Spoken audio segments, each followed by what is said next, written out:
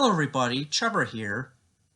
This is my first video of 2021, and that would be my top 5 favorite twins in Thomas and Friends. This has been requested by Donald and Douglas Fan 2020 for a little while now, because I really want to make that person happy.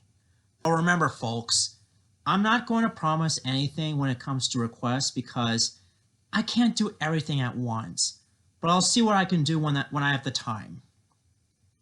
Besides, I have other important things to do in real life, such as going to work and taking care of my family, okay? Okay. Now for this list, I'm only going to include twins that appeared in the actual show.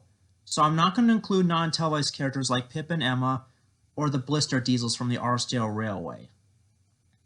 Now with that out of the way, let's get chugging. The number 5 spot goes to Annie and Clarabelle. I've already talked about them in the last video, so I'll keep it brief here.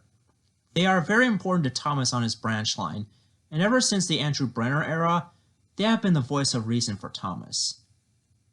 One thing I didn't mention earlier in the last video was that Teresa Gallagher, in my opinion, did an excellent job with their voices, as well as making them very expressive, which makes them kind of funny in a way, like in Thomas the Babysitter, where they attempted to sing a lullaby to the crying baby. Overall, not only they are my favorite Rolling Stock characters, but also some of the favorite twins on this list.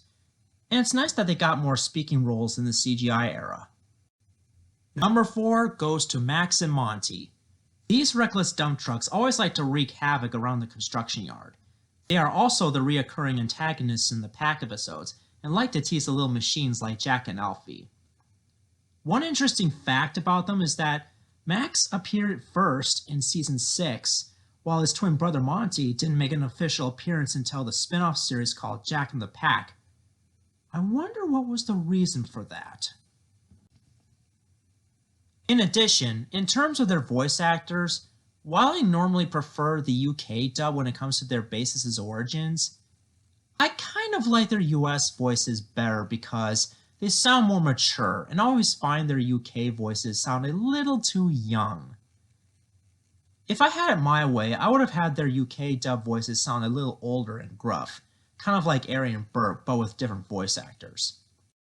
You know, in terms of my top 10 Thomas villains video, I could have added them into the honorable mentions, but oh well. Number 3, Arie and Bert.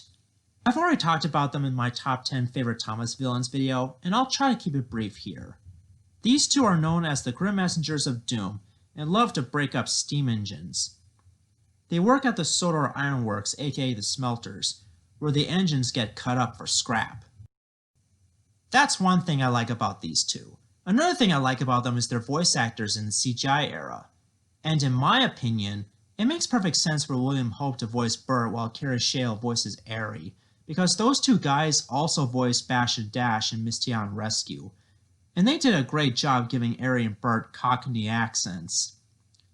Though, if there's one more change I thought could have made them easier to tell apart, it would be to give them each a nameplate on the side of their cabs. But other than that, it's nice that they brought them back in Diesel and the Ducklings. Number 2, Bill and Ben. Bill and Ben are tank engine twins who work at the China clay pits with Timothy and Marion. They love to play tricks on the other engines, especially the poor Timothy. They're like the trolls of the Sora China Clay Railway. That's one thing I like about them. Another thing I like about Bill and Ben is that they can be pretty funny at times. For example, they once played a trick on Boko because they thought he stole their trucks. In terms of their voice actors, I think the best voice for each of them was Jonathan Broadbent. No offense to Matt Wilkinson and Rasmus Harddiker, I'm sure they were trying their very best. I just prefer the original voice of the Tank Engine twins because there's something charming about that voice of his. And also, the new ones don't sound too much like Jonathan Broadbent. But that's just me though. Before I get to my number 1 pick, I want to give at least one honorable mention. Splatter and Dodge. There are 3 reasons why they didn't make it on this list. 1, they've been beaten out by Arie and Bert. 2, they're useless characters in the final cut of Thomas the Magic Railroad. However, they had potential to be good if they were given a better role than just being cowards all the way throughout the movie. And thirdly, they only appeared in Thomas Magic Railroad. Also, they were going to come back in Day of the Diesels and The Great Race, but they've been dropped for stupid reasons such as being replaced by Paxton and Sydney respectively. And the number one most favorite twins of all time are Donald and Douglas. Donald and Douglas are twin tender engines who arrived from Scotland to help Sir Tupperhat on his railway. The twins meant well, but do cause confusion. Eventually, they were given nameplates and numbers so that people don't get mixed up between the two. Out of all the twins in the Thomas franchise, these are my most favorite ones for various reasons. For one thing, I love their Scottish accents, whether in the model era or in the CGI series. While I do enjoy Joe Mills and Rob Rackstraw as the two, as well as Michael Brandon's impression, but my favorite voice out of all of them when it comes to the Scottish twins has to be the late George Carlin himself. I don't know, there's just something nostalgic about his voice. I'm definitely adding him to my fan-made voice cast because he's just that talented. Another thing I like about Donald and Douglas is their personalities. They like to bicker and argue with each other over various things, just like Brunswick and Bayswater from Theodore Tugboat. They also remind me of Mighty Mac 2 when it comes to that. Here's a fun bit of trivia.